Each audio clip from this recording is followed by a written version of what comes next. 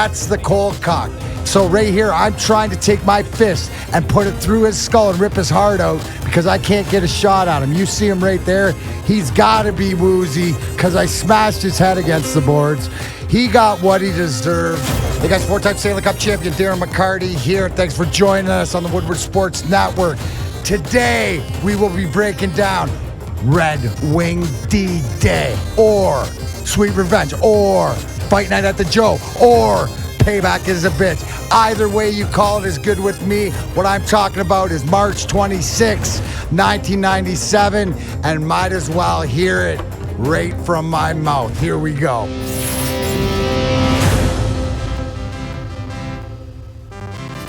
All right, guys, a little backstory before we get started, because every story has history to it, right? I know I address it as Red Wing D-Day, so let D-Mac take you back. So my first year being 93, 94, and coming into the Red Wings, and we won the President's Trophy. But that year, unfortunately, even though you're the best team in the league, points-wise, you lose in the first round to San Jose in 7 games. No bueno. But then you come back the next year, right? Because you have a championship caliber team in the Red Wings, and there's a lockout season, so you only play the half a year, but you make it to the finals, and you're the heavy favorites in 95 against New Jersey Devils, and you lose. You not only lose, you get embarrassed.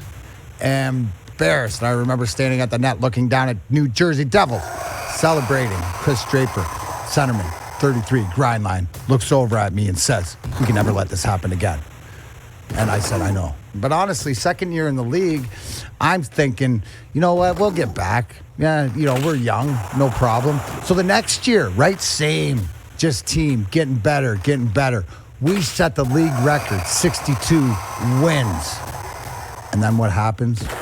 We get beat in the conference finals against Colorado Avalanche. The Colorado Avalanche that had traded earlier in the season to solidify their goaltending in Patrick Roy from the Montreal Canadiens, which, ironically, we were the last game that he played. We lit him up 11-1, and he said he wouldn't play anymore to the owner, left the ice.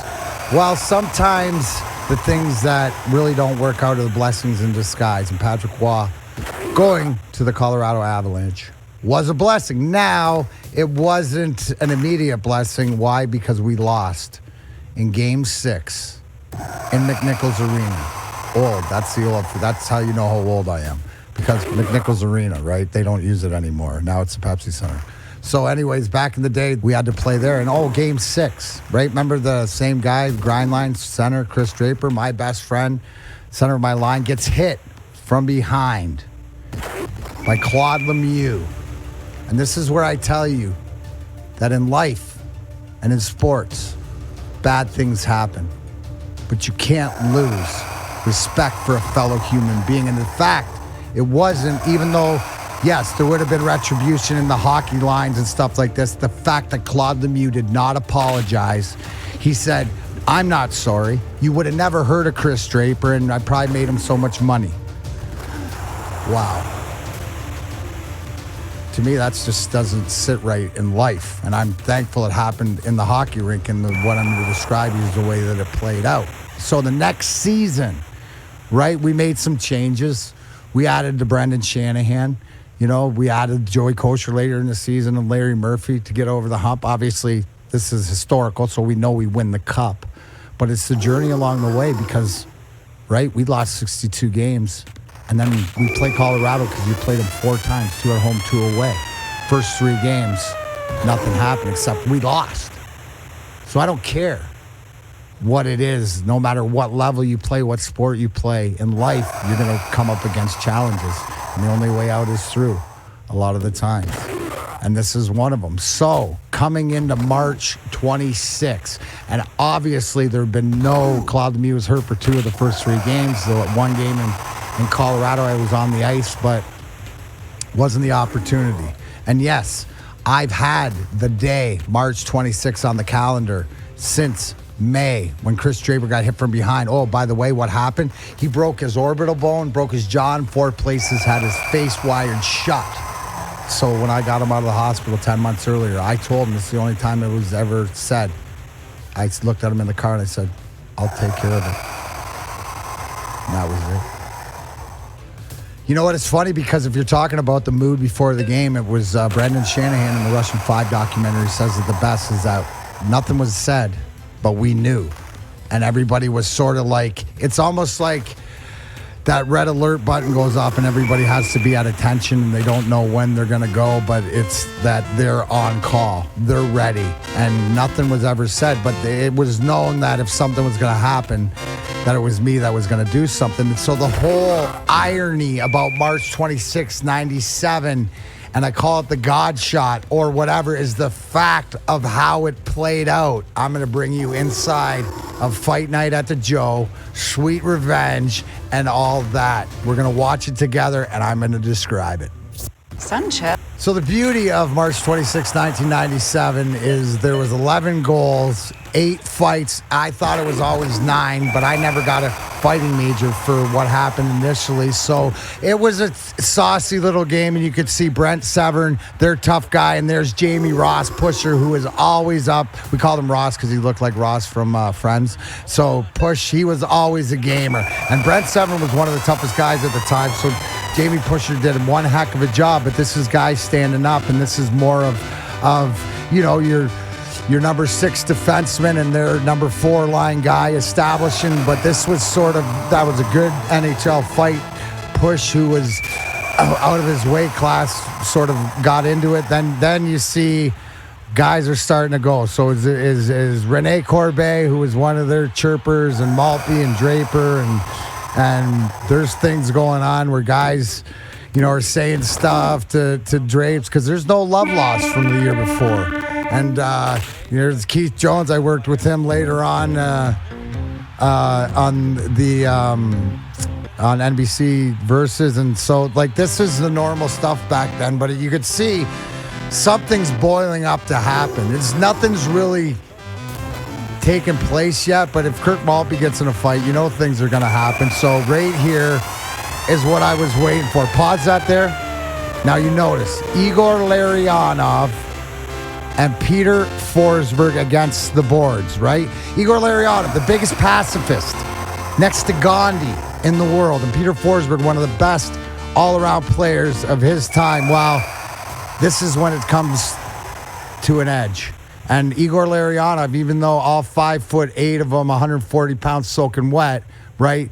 He's not the tough guy, but he sees the opportunity. And I'm on the ice, and if you can see me, there's Lemieux right there, and I'm swinging. Yeah, I could have had an opportunity to grab him there, but the play's still going on. And the most important part, remember, I told you, we had to win the game. We hadn't beaten them since they beat us out in the playoffs after setting the league record 62 wins, and they beat us all 3 times. So the revenge was one thing, but it had to play out. So if you want to play this, Igor Larionov and Peter Forsberg start rolling around like puppies on Christmas, and I go, oh, I know what's going on, and there you see me come through the middle, and the camera doesn't follow it, but I know where Lemieux is. And at the time, Adam Foote is the Chris Chelios of the Colorado Avalanche for their organization, and I mean that in the most respectful way, as far as he's the godfather of their crew. I'm fortunate, enough to have battled and stuff.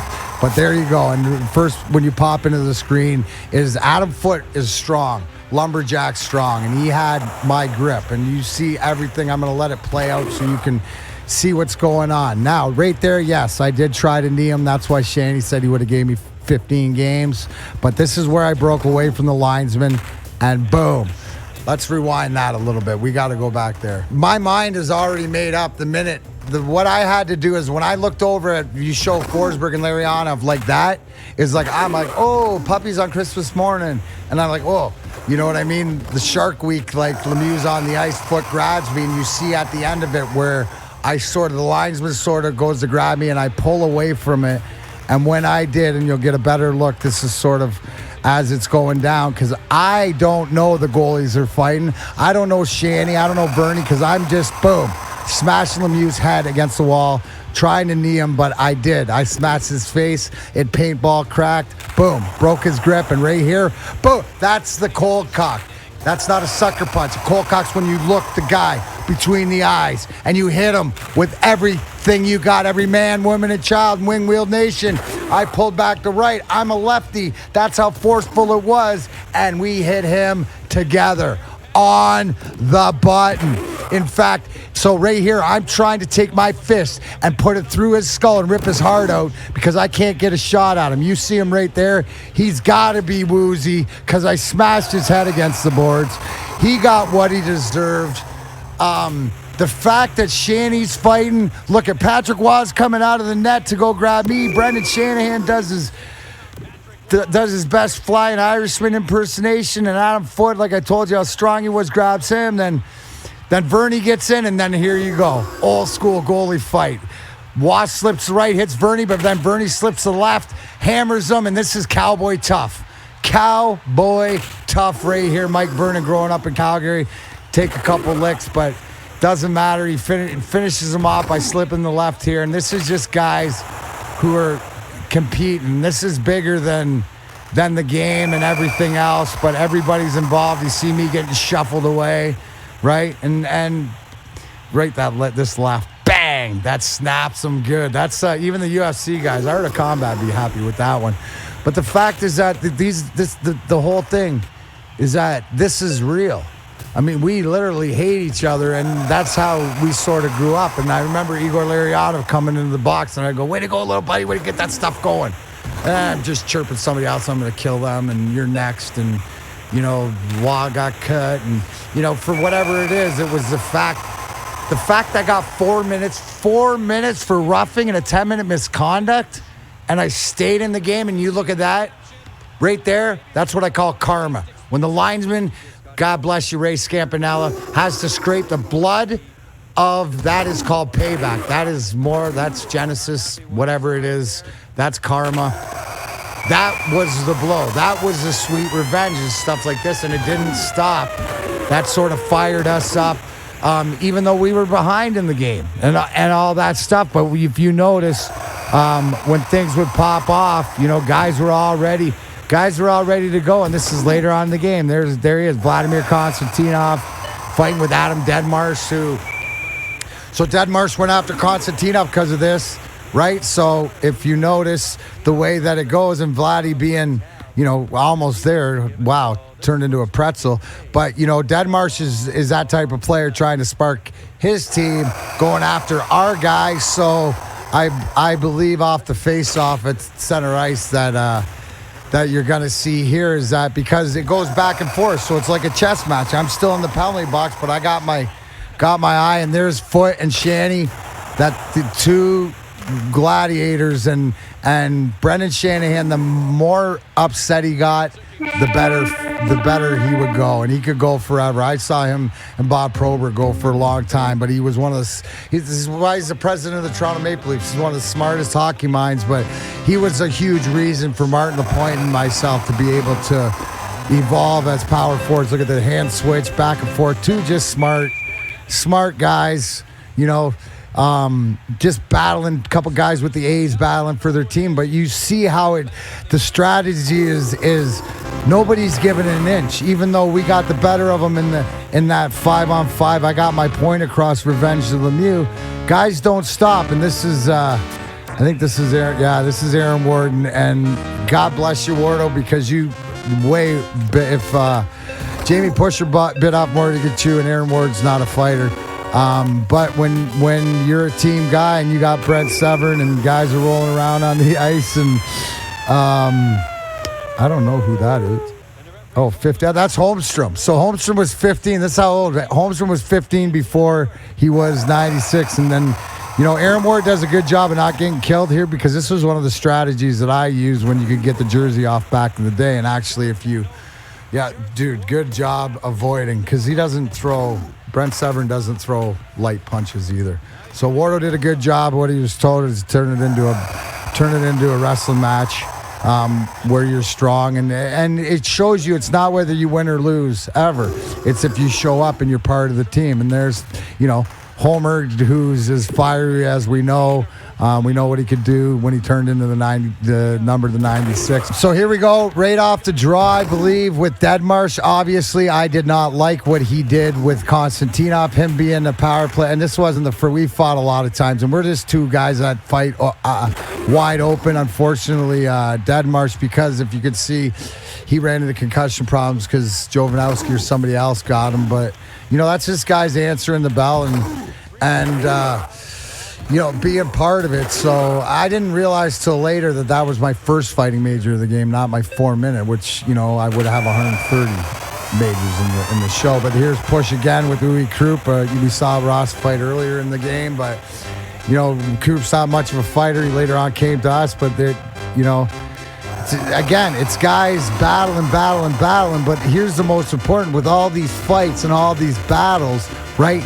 Let's not forget, it's about the end game, that who wins the war. Yeah, it's great to slay the dragon, but can you get the girl? And it's so important to us for the fact is because we hadn't beaten them. And for us, we knew that in order for us to be successful in our ultimate goal of Stanley Cup, we'd have to face them in the playoffs. We'd have to find a way to get through them. And what do you know, right? I always say the fact that I stayed in, and here's off the draw, Igor Larionov, tic-tac-toe, Brendan Shanahan, to Darren McCarty, who stayed in the game. And at that moment right there, to every Wing-Wheel Nation person, every Red Wing fan, that's the proverbial, when I scored that goal, it was, it's going to be all right. Don't know what it means, but it's going to be all right. Well, in hindsight, the psychology played out. That we beat them in the conference finals. We ended up going back-to-back cups. We ended up beating them again in 2002. It's just, this is where it started for Red Wing D-Day, and this was as exciting as it gets for me individually because of being right in the middle of it, but us as a team and everything else, as a city, as an organization, as a fan base, this was what it was all about. Down 5-3 with about 11 or 12 minutes left, and we were able to put it to overtime, and I scored the overtime winner. It's just a soldier in the army and a cog in the wheel and doing that part, and it played out. Obviously, the way that it's played out in the history of the Red Wings, I could not be prouder, and I could not be prouder to share my thoughts on March 26, 1997 as we go back. I love hearing where you guys were because I know where I was. And what I'm telling you, no matter if you were born or not at that time, it's about, when I preach culture, this is about the culture. So know why. And yeah, that's why I use Red Wing D-Day. Just so we know, March 26, as it says on the puck, sweet revenge, because you know what? It was. Whenever you can get the guy, right the wrong, and then score the goal, wow, doesn't get much better than that. Thanks for joining me. That's D-Mac Breaks Down, March 26, 1997. Sweet revenge. Payback is a bitch. Fight night at the Joe or Red Wing D-Day. Anyone is fine by me. Check me out on the Woodward Sports Network, whether I'm doing The Hook, whether I'm doing Grind Time, whether we're bringing you breaking down fights or moments in Red Wing history. Let us know. Email us. Download the Woodward Sportsnet app on Android and Apple. Go to anywhere social media. Find Woodward Sports. If you're watching this, I hope you learned something. My name is Darren McCarty, 4-time Stanley Cup champion of the Detroit Red Wings. Thank you.